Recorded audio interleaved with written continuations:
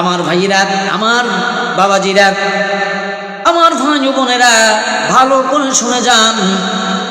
দুনিয়াতে যারা ইসলামিক রাজনীতি বাদ দিয়ে যারা তাগুদের রাজনীতি করে, নফসের খায়েশে মানুষ গড়া রাজনীতি করে, এই মানুষগুলো কেমন রাজনীতি করে? সুই হারামায়ের মতো রাজনীতি করে। এই মানুষগুলোর মুখে একটা, অন্তরে আরেকটা।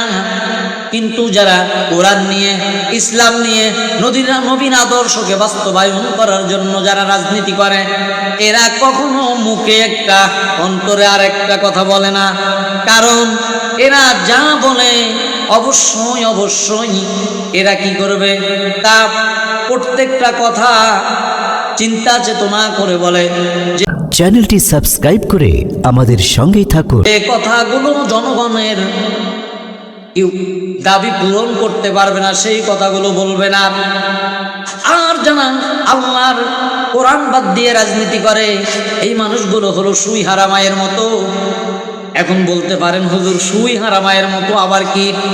সুই হারামায়ের মতো হলো এইটা, একজন মায়ের সুই হারিয়ে গেছে, সুই চেনেননি। আগে 1 টাকায় 10টা 20টা করে সুই পাওয়া যাইতো। আমি যখন ছোট ছিলাম, আমার মা আমাকে 2 টাকা দিত। এই 2 টাকার যদি সুই আনতাম, একটা এত বড় কালা কার্বনের ভিতরে সুইগুলো থাকতো। বাড়িতে এনে দেখি 20টারও বেশি সুই ওই জায়গায় আছে। 2 টাকায় যদি 20টা সুই পাওয়া যায়, তাহলে বলুন তো দেখি একটা সুইয়ের মূল্য কত? এক মায়ের একটা সুই হারিয়ে গেছে। ওই মা সুই খোঁজে আর আল্লাহকে বলে, আল্লাহ সুইটা যদি বাহির হয়, একটা গরু কোরবানি করে দেব। আমার ভাইয়েরা, পাশেই ছিল তার ছেলে সন্তান। মাকে বলতেছে, মা বুঝতে পারলাম না, একটা সুইয়ের দাম হলো 25 পয়সা, তার হচ্ছে কম 10 পয়সা। কিন্তু আপনি বলতেছেন সুইটা যদি বার হয়, একটা গরু কোরবানি করে দেবেন। একটা গরুর দাম কমসে কম 10 থেকে 20,000 টাকা, 50,000 টাকা। আপনি 10 পয়সার জিনিস বাহির হলে গরু কোরবানি করে দেবেন। আপনার তো বিষয়টা আমি বুঝলাম না।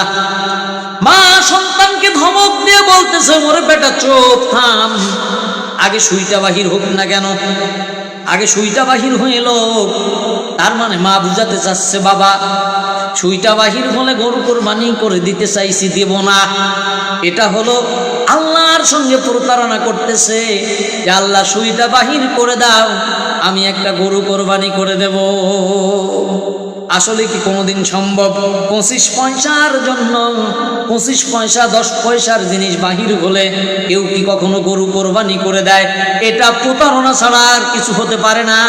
তেমনি করে আল্লাহর এই জমিনে, আসমানের নিচে যারা কোরআন বাদ দিয়ে রাজনীতি করে, যারা মানব রচিত আইনের রাজনীতি করে, এই মানুষগুলো আপনার দিনে যদি 100 কথা বলে, আমার মনে হয় 99টাই মিথ্যা কথা বলে। 1000-এ একটা সত্য কথা বলে কিনা সন্দেহ আছে। এরা হলো সুই হারামায়ের মতো।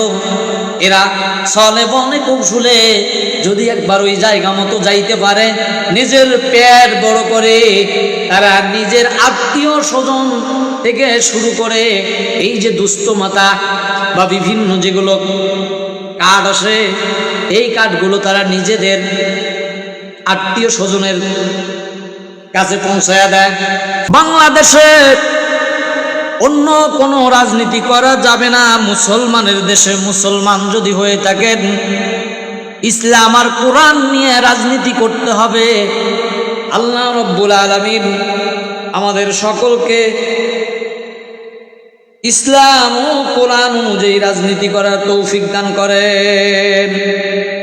আমার ভাইরা, আলামিন এই দুনিয়ার জমিনে মানুষ সৃষ্টি করেছেন আল্লাহর দাসত্ব আর গোলামি করার জন্য।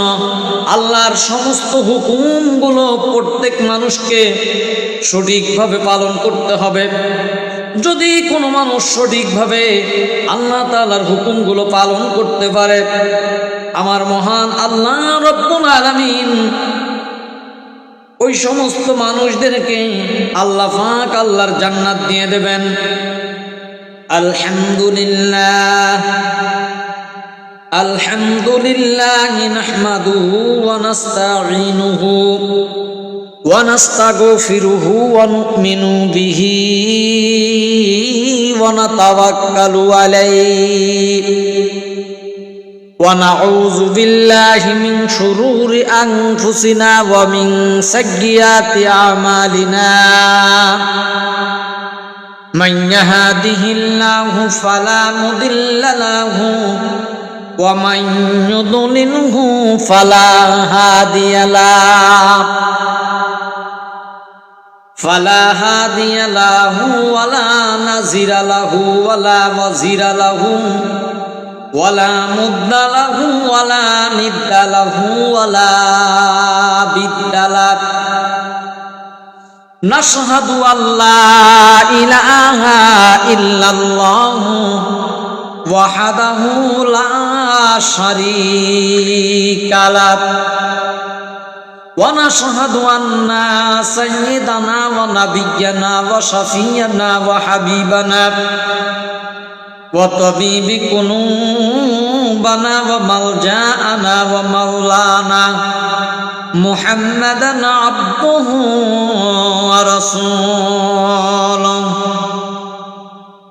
আল্লাযী আরসালাহু বিল হাক্কি বাশীরান ওয়া নাযীরা وداعيا إلى الله بإذنه وسراجا وقمرا منيرا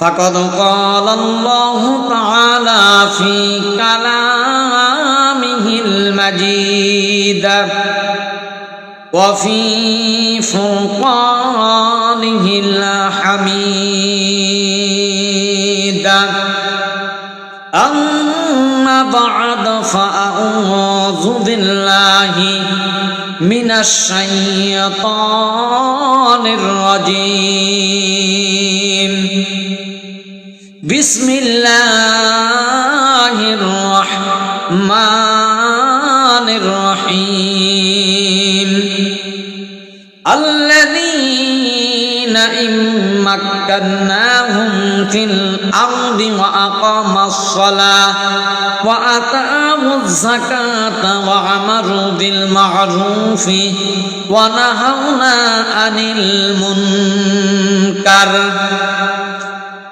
فقد قال الله تعالى في كلامه المجيد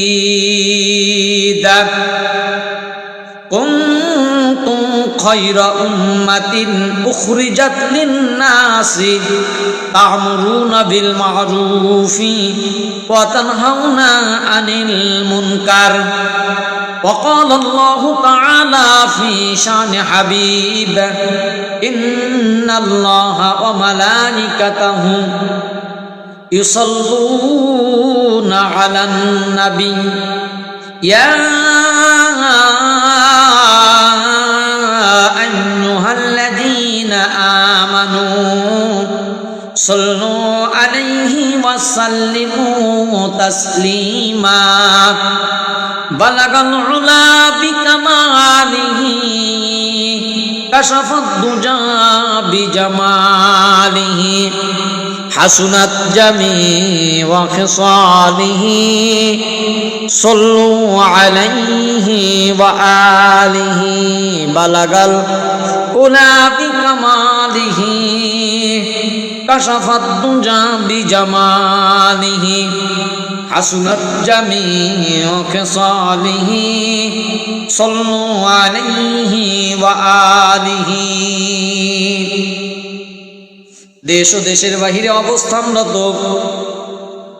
ধর্মপ্রাণ মুসলমান ভাই বোনেরা, সর্বপ্রথম সবাইকে দোয়ার জন্য আবারও সালাম দিতেছি।